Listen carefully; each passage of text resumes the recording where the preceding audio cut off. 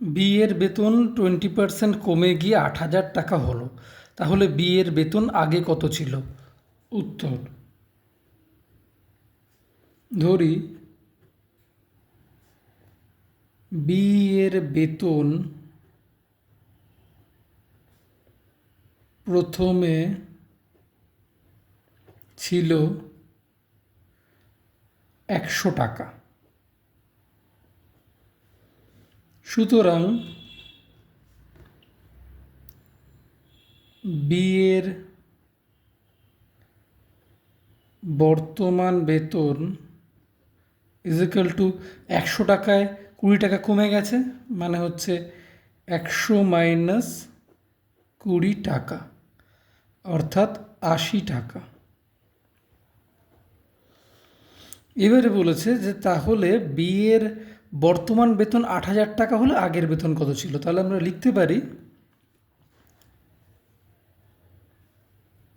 বর্তমানে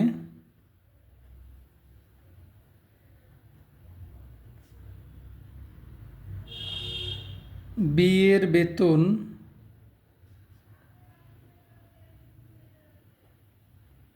80 টাকা হলে প্রথমে বেতন ইকুয়াল টু 100 টাকা। বর্তমানে বি এর বেতন 1 টাকা হলে প্রথমে বেতন 100/80 টাকা।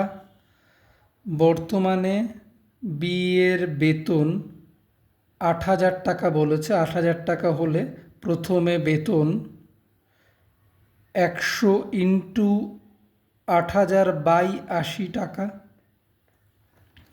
তাহলে 0 0 কেটে গেল, 8 দিয়ে উপরে হবে 100, তাহলে 100 ইন্টু 100 মানে 10,000 টাকা। তাহলে আমরা বলতে পারি, সুতরাং বি এর বেতন আগে 10,000 টাকা ছিল।